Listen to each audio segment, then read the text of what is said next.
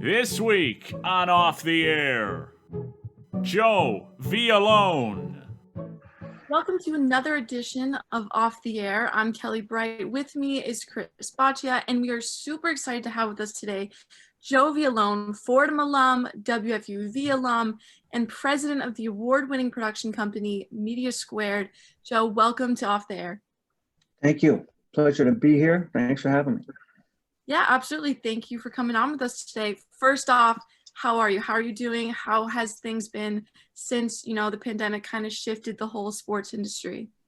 It did. We had just gotten back from spring training, and we're preparing to go into the season. And of course, that stopped.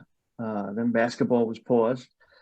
Those are two of our biggest clients. We do a weekly show for the Yankees, Yankees Magazine on the YES Network, and we do a monthly show for the Brooklyn Nets, and that's Nets Magazine. That's also on the YES Network. So we joke, anytime the Yankees stop playing, we roll out Babe Ruth. So that's kind of what we did, and it lasted just long enough for us to run out of decades to go and reminisce about. We went from the 20s all the way through the current decade, and then did another episode, I remember, on the core, and then they made the announcement that they came back this August. So that kind of, by the skin of our teeth, we made it, and we went through. So it was exciting times, challenging times for everyone, health-wise and for work. We're just very lucky that we're able to just keep continuing, and that's kind of a constant theme with sports. Before we get into your time at FUV and Fordham, I'd love to get a little bit better of an idea of what you guys do for the listeners. Of course, you're involved in production, big client of yours, the Yankees, the Nets, and others, of course. This world of production, I think of sports, there's some similarity with film, and there's so much romance to sports, and being able to go into, like you mentioned, the story of the core four of the Yankees and stuff like this. How exciting is it being in work like this, getting to tell stories about sports figures and do that work?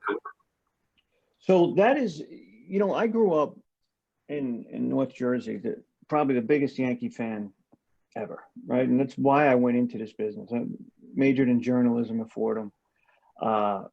Even back when I was in grammar school, I'd be writing fake articles, doing lineups on a typewriter, all kinds of crazy things. But I kind of knew this is what I wanted to do. If I could do sports, it'd be a dream. So Fordham really, and we can go into that later, really prepared me for that in a number of very crucial ways. But in terms of the storytelling, I started with the Yankees. And my first job with the Yankees, one of the jobs was to produce their in-house TV show through the department that I was in. And that was Yankees Magazine, had just started. Mel Allen was the host. And I learned more under him. This is a Hall of Fame announcer, as famous as it gets.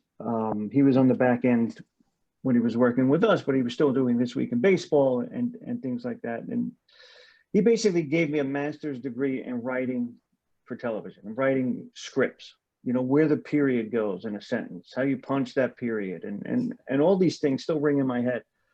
And if you're talking about storytelling, that's where it starts. It starts with the writing. You have to write a good, tight, compelling story. Then you build from that. You build your story from that. You build your edits from that. And TV, usually our segments are no longer than 2 to 3 minutes. So you have to tell a complete, interesting story in 3 minutes. And that's the challenge. And we do it, Yankees Magazine is every week. So the guys who work for me tell those stories over and over and over again. And over the years have become quite good at it.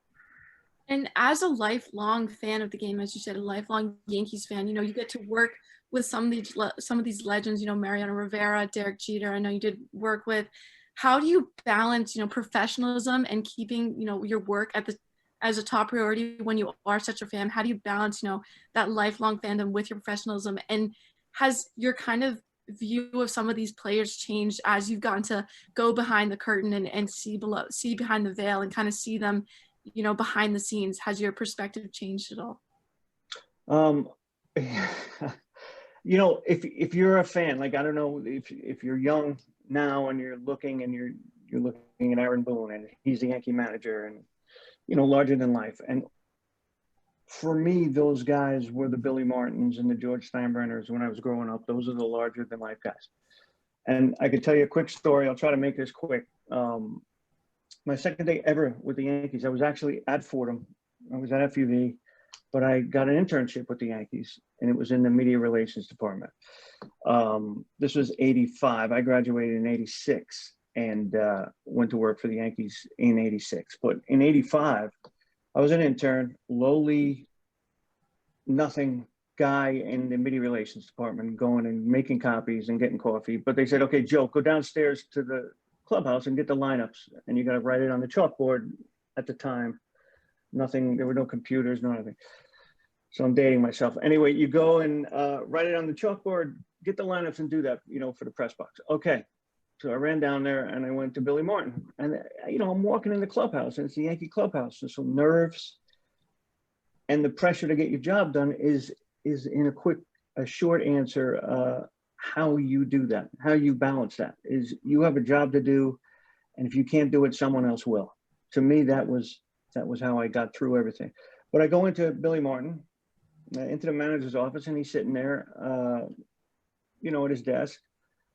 He goes, what's going on? And I'm saying, well, Billy, I need the lineups for today. I got to go up to the press box. Oh, you do? Listen, and they were playing the Detroit Tigers. It was Sparky Anderson was the manager. Did Sparky give you his lineup?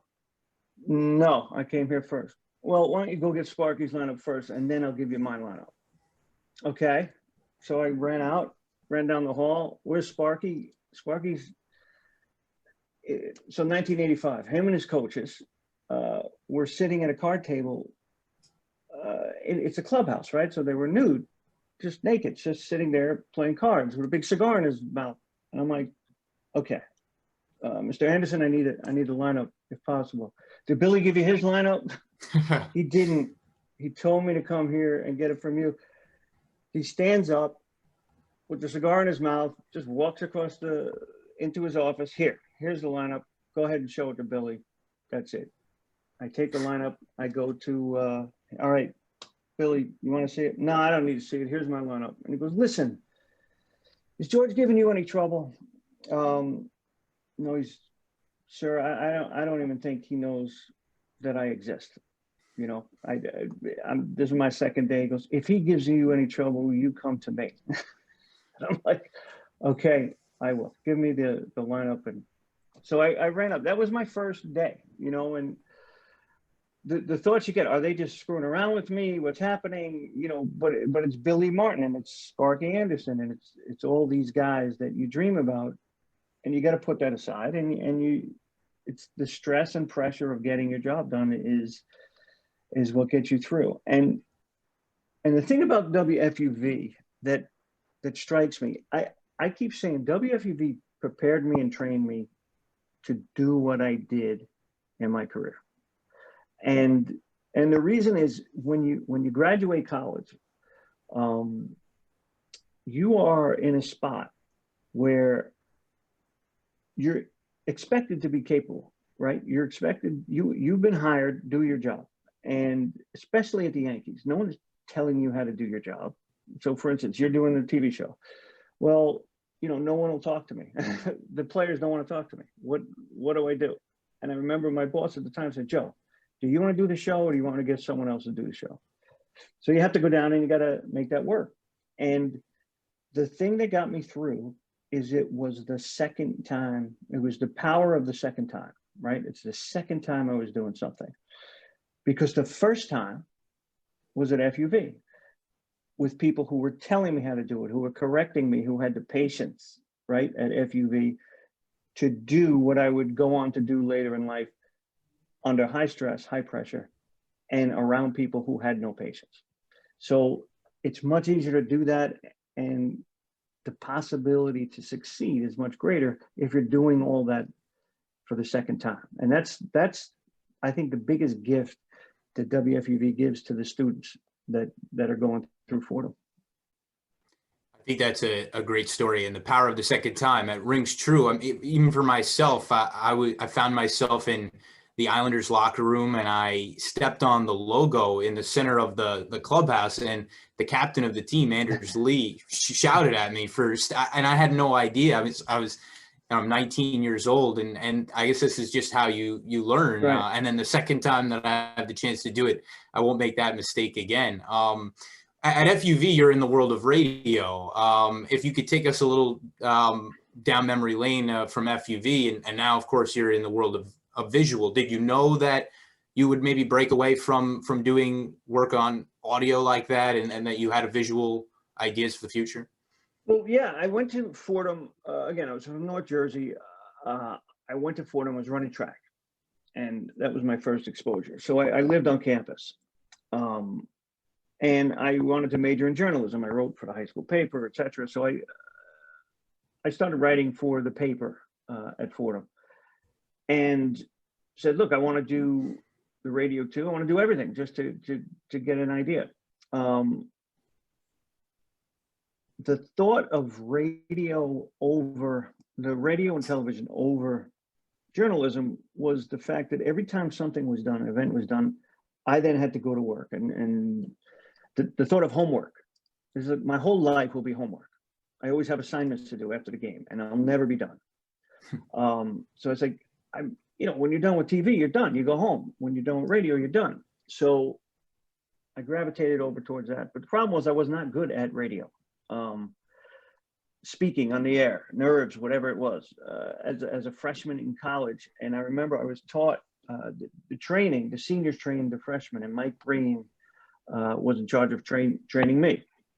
And I remember the first segment, my voice, because the nerves got all very high, and I was reading the sports report, and he's like, stop. Joe, are you nervous? I am a little nervous. And he's like, okay, well, I could tell your voice is this and that and the other thing. But that's not where it ended. He began to, okay, take a breath. Here's the techniques, relax, slow down, do the blah, blah, blah, over time, right? So it's the patience. They brought you along slowly as freshmen and sophomores at WFUV. And that enabled me really to stay with it. Because if it was judged on, like I also, when I was a senior, the seniors were myself, Jack Curry, Bob Papa, and Paul Dottino, all of whom gone on to great careers in TV and radio.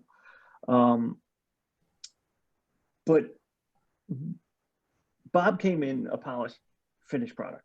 He was great on the air from day one.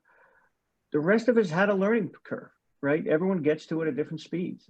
And, if it was a matter of sink or swim as a freshman, if you fail, you're not getting another chance, think of the careers that would have changed at that time. But that is the power of WFUV.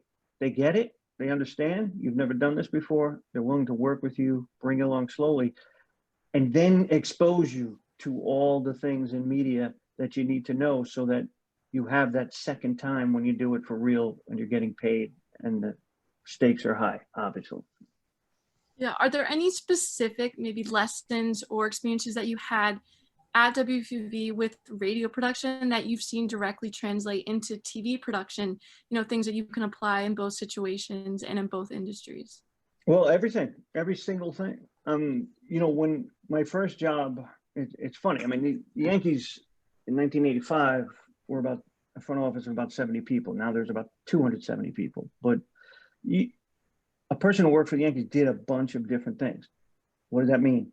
Large volume of work, no time to do it. And it had to hit, especially the things that you were doing that were for public consumption. There could be no mistakes and it had to be at a very high standard. So public consumption, that was WFUV. I was used to doing that. It was not a problem. The writing, as I told you, the television portion of my job and writing for TV. Writing, one of the other jobs I did, I had to do the scoreboard, the scorecard Okay, so I had to write for that. Very concise. There were so many words you were allowed, and you know, again, under incredible time deadlines. So I was used to telling short form stories. It had to be professionally written and professionally done and professionally delivered. I had been doing it for 4 years by the time I got my Yankee job. And that's the reason, that background was the reason that I succeeded with the Yankees. And really, there's the classes that I took, great. That was good for background in certain instances. But without FUV, the preparation for my career would not have been there. I'd love to ask a little bit more about some of the guys that you graduated with. You mentioned Jack Curry, Bob Papa, Mike Breen, a pretty good guy to train under. What was the influence of some of those guys on you after you left? We all stay, you know, Fordham is very close knit. So as you go, every time you see each other at the stadiums, Bob and I were good friends. Even after graduation, he would come down to spring training many times with one of his jobs. I think at WOR at the time when he was doing sports reports for them. So we would always be around each other, always tracking each other's careers, always rooting for each other, and always available to help whenever we can. But you know, in terms of the influence, yeah, I don't think it's influence, but it's more, you see what they're doing. You could tell they had something special when they were young. The work ethic was unbelievable. They practiced all the time, and they got through in terms of they were able to stick up to themselves in a very, very tough room. I mean, these guys, Jack Curry went to the Yankee locker room. You know, I was working in a Yankee locker room. There's no tougher room in sports than that locker room. It is very difficult. There's tremendous competition for the players' times. The players don't want to have anything to do with it. You have to build relationships with these guys, and Jack was great at it. And Jack, you know, broke a lot of stories. He competed at the top of the profession. You know, if the profession is sports writing, and the team you're covering is the Yankees, there are very few other combinations that are as tough or probably are as rewarding and are as widely exposed as that. You know, there are a few that are, but you know, that's a tough room to compete in as a young kid. And all of us coming in at Fordham had similar experiences and were able to do it.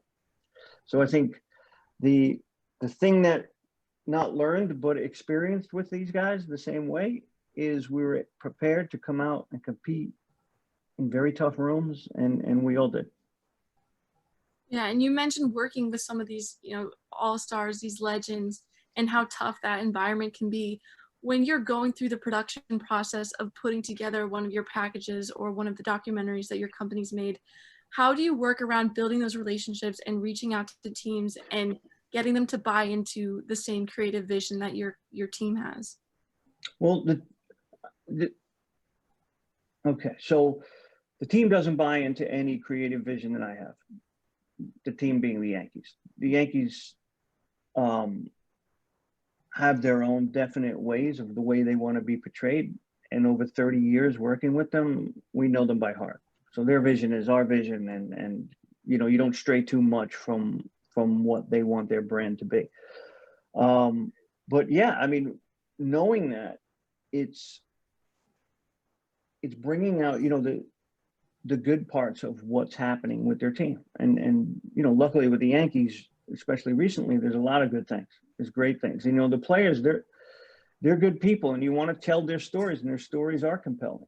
You know, you've got guys like Mariano Rivera. I mean, when I first started, they were the worst team in baseball, right, in the 90s. They had the first pick in the draft. They got turned around by Gene Michael, Stick Michael, and Buck Showalter. George, intentions were always phenomenal. Very volatile situation, always interesting. That also was a help. And that's all of these things combined to make them a great story, especially when they started winning. And then the dynasty years, you know, I had known these guys since they were in AA and single A baseball. right? When they got drafted, Jeter, Posada, Mariano, I know them as kids.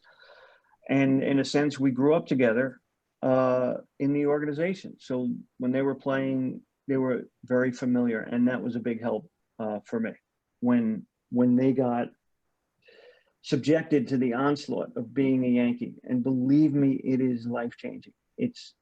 You go from 0 to 100 very quickly to the point where you can't walk outside. You can't walk down the street in New York City without being mobbed in alarming ways. And that takes a lot to understand, a lot to deal with. These guys handled it tremendously, all of them.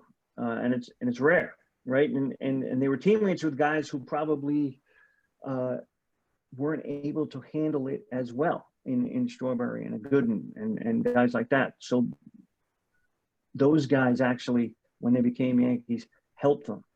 Said, look, this is going to happen. Don't make the mistakes.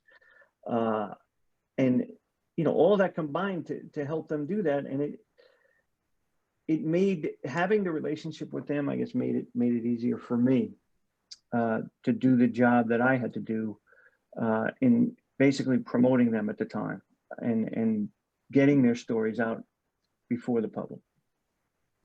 So you've had a close-up view of New York sports now for a long time, beginning with FUV, and correct me if I'm wrong, but I don't believe FUV was in clubhouses in the 80s at that point, but you guys were at least covering a Mets team that, of course, was very good the year you graduated, world champions. The Giants were Super Bowl champions. What were some of your experience around New York sports, being around some very good teams, and then further on in your career? Well, look, I mean, I had been in the Yankees clubhouse as an intern, so I had not access through WFUV, but through my internship. I remember Bob going and doing some stuff with the Knicks. I don't remember, and these guys can tell you very quickly whether they did or not. I don't know what clubhouses, but I do remember some minimal access to the clubhouses and getting a sense of what that was going to be, right? Jack had the added caveat of doing a lot of work with the Ram, the newspaper. Right. So again, the power of the second time. He's tried and true, many hours of practice by the time he graduated. All of that stuff helps. But the experience of the Giants, I happen to be a big Giants fan. Lawrence Taylor at the time, Bill Parcells, those are the big memories. And then, the great expectations during so I was there from 82 to 86. And every year we had great expectations as a Yankee fan. I did. And I remember talking about it on one-on-one. Yep, they're going to, go all the way. This is their year. It was never the year. They never went all the way. And, that it became funny after a while. But then, if you're a Yankee fan and then your roommates are Met fans, so those battles were going on back and forth through the campus. But tremendously fun. And the fact that these teams were so good made the work that we were doing even more interesting. So a little bit further, I mean, there were different sports that we covered. So Fordham basketball, for instance, which is very interesting right now. I heard some great names being mentioned as potential basketball coach. In fact, one of the guys that I heard mentioned was tremendous is Fran Fraschilla. And so when did I graduate? 86. I had started my own production company right around 98. My own television production company. So in 98, I left the Yankees and started Media Squared. And the Yankees were my first client. And the second client was St. John's University. So you talk about the different sports that prepare you. I had done, to that point, I was a career in baseball. But the work I did with Tom Penders back at Fordham prepared me and gave me the background to be able to walk in and professionally do a basketball show. The things that you experience, you never forget. And spending 4 years around the basketball program, around practice, around the coach, gave you the background needed to go in to talk to Fran Fraschilla and understand what he did with the recruiting there, which was an amazing story, how he assembled his first recruiting class at St. John's. He came out of Manhattan, and they went on to some success over there as well. So that was a big help. And then, going on from there, we're doing stuff with the Big East. We were doing stuff with Greg Schiano and Rutgers football when he got hired. So that variety, again, you never know when it's going to help you. You never know when that FUV experience is going to help you. But I'm telling you, over the course of 30 years of my career, it has helped tremendously. And it keeps helping, that background. That's definitely motivating to hear, as we are current WFUV alum, and it's current WFUV members, and to hear alum, still preach so many years later how helpful it's been. It's always very positive. You mentioned that you were working with the Yankees and then started your own company in the 90s, late 90s. How was that, getting to be so close to New York media with how successful the Yankees were in that, that 5-year span with the 4 World Series titles? How was that experience? How, especially looking at it not only as a fan, but as someone capturing it from behind the lens? Well, yeah, I mean, it was a front row seat, and it was a front row seat to a turnaround from worst to first, and dead last worst to dynasty first. So it's as bad as you can be to as good as you can possibly be, right? And how that happened. And because you're in the media, you can do what a regular Yankee employee can't do. I can go to Stick and say, break this down for me. How exactly did you do this? And then go to Buck Showalter and say, how exactly are you bringing these guys along? What are the pitfalls? He would always say, like, a couple of things. These young players, there's a lot of ways out of this game. You can eat your way out. You can drink your way out. You can womanize your way out. Just make sure you play your way out. And some of the players that came up at that time, just as talented as those guys, weren't able to get their heads around that advice. But the core, they were, and they did. And, the sit-down interviews, 2 or 3 times a year, I'd sit down with George Steinbrenner and really go back his whole career. What did you do? Why did you sign Catfish Hunter? Why did you do this? The press is this. Why, how do you respond? These are 1-hour interviews where you just sit down and dissect his whole career, his thinking, his mental aspect of why he does things, the way he does things. And you learn a tremendous amount just because of the access you have as a media person. Personally, exciting beyond belief. I was on a float during a ticker tape parade going down Broadway. Life experiences that are rare, and at the time you're jaded. Oh yeah, this is there. How long until I get out of here? I'll never get out of here. Look at the traffic, 3 million people. I'll never.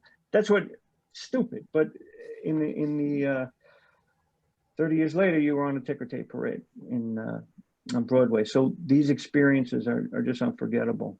And then later on, the things that you're able to do if you get good at telling these stories. One of our clients was Israel. So we do a show in Israel called Inside Israeli Basketball. And it's basically about the Americans who go over to Israel and play pro basketball. They're living and playing in a foreign land. The only thing they know about it is basketball, and they have to adapt, and they're adapting and loving it. And that opened my eyes to a whole subculture of basketball and professional athletes that are out of the eye here in professional sports, but still playing everywhere. And that includes China, all through Europe.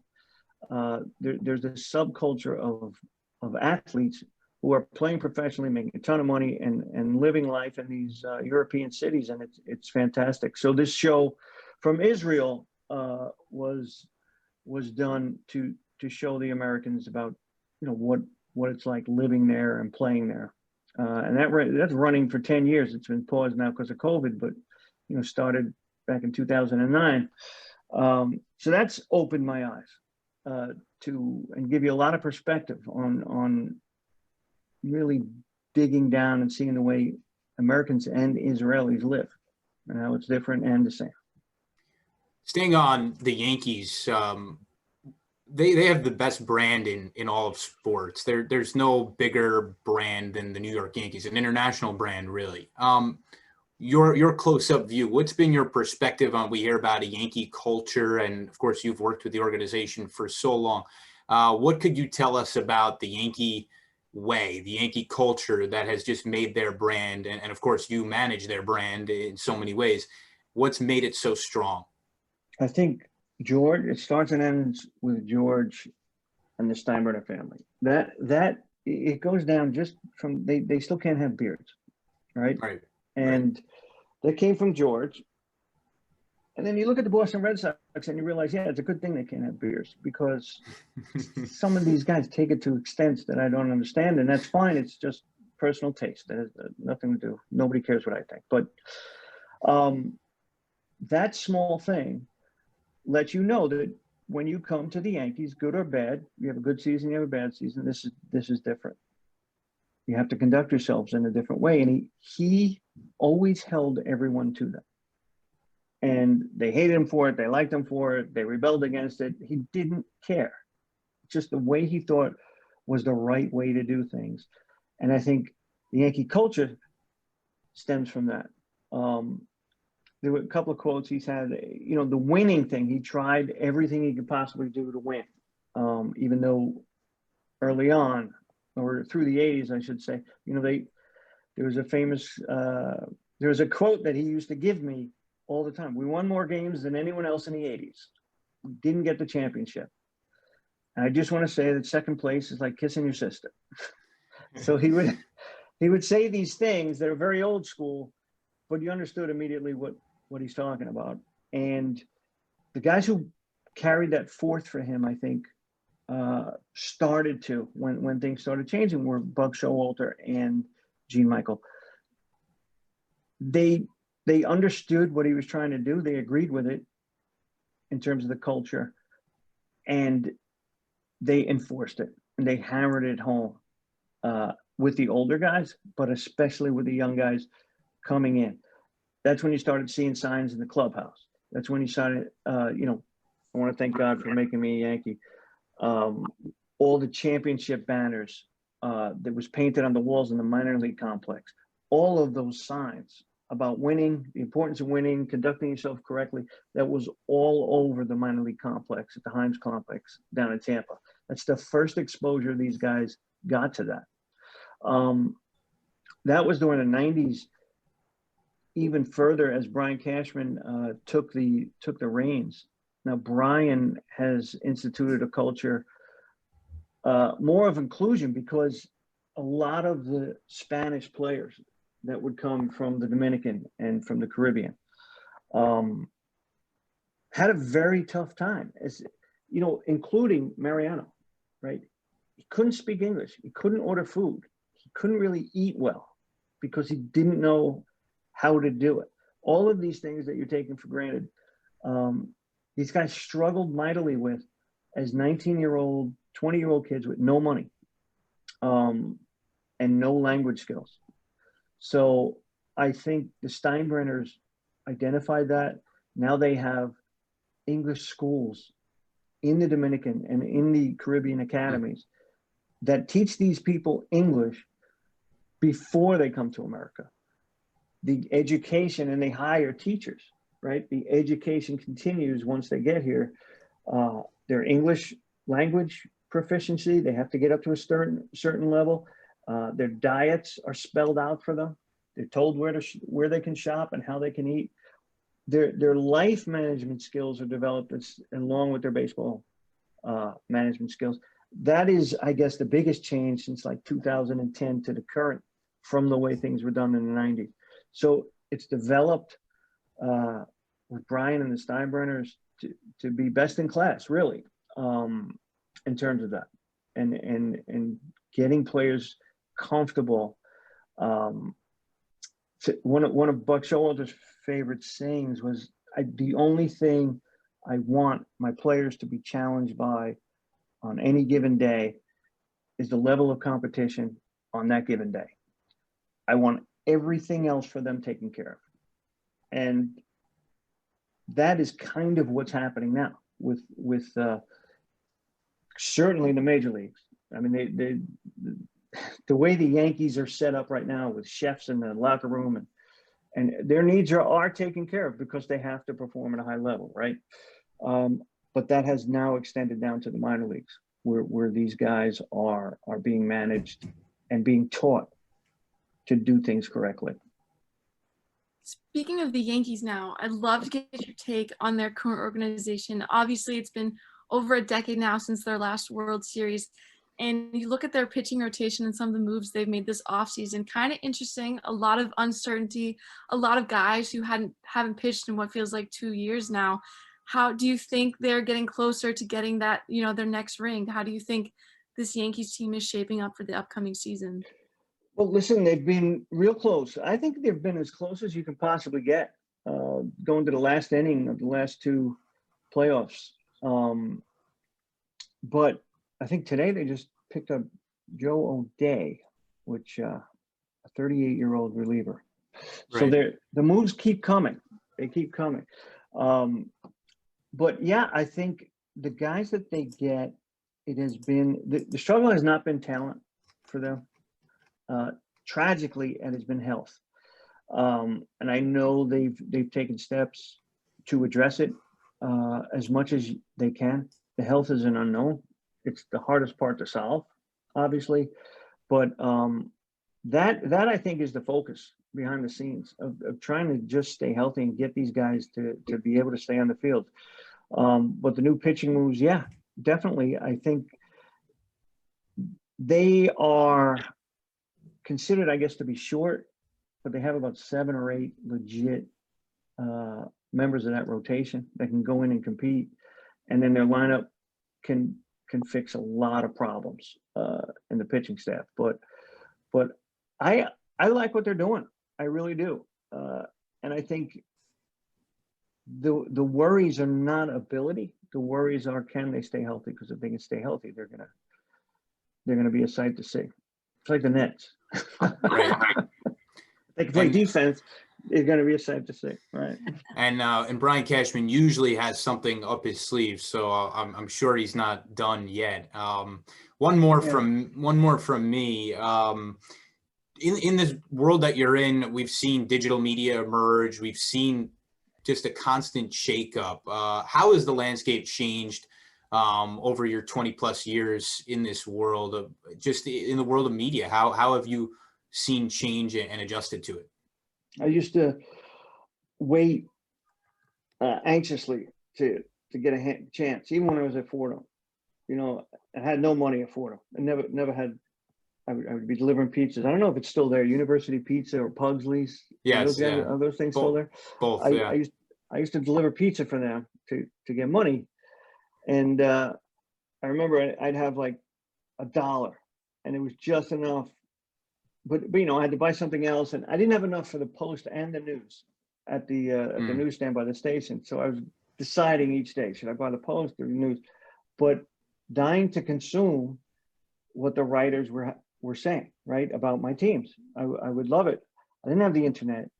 You didn't have these things. So the accessibility, that payoff, when I finally opened the paper and started reading all the stories and the game stories and the box scores, was once a day for me, right? Now the payoff is 100 times a day, and as many times as I want it, and anything I want to read, I can read. For you, for people of a certain generation that is not my generation, that's taken for granted, right? It doesn't matter, but right. To me, that's like Christmas Day. So that's a big deal. That's a big change, being able to consume everything digitally. The story is the same. There's always the best writers and the best reporters that you read. It's the same now and then, the go-to guys that have the information. Long form stories, which I enjoy, and I think people would enjoy if they were exposed more to it, is less prevalent and less accessible. I think The Athletic website does a great job with long form. It kind of brings that back. But to me, it was always Sports Illustrated. That was very enjoyable. So I think the digital has changed long form for the worse, but I think it has changed accessibility. Total game changer in terms of accessibility and information. You can just in 2 seconds pull up anything you need to know about anyone, anywhere, right? So it's done its job there. It definitely has. All right, Joe Violone, president of Media Squared. Thank you so much for taking the time out of your day to talk with us here at WFUV on Off the Air. Good luck with your future endeavors and the season, and good luck to the Yankees. Hopefully you're right. Hopefully they're on the right path. But again, thank you so much for talking to us. Okay, Kelly, thank you very much. Enjoyed it. And you guys, good luck to you guys. Thanks You're very on the much, right Joe. path there, right?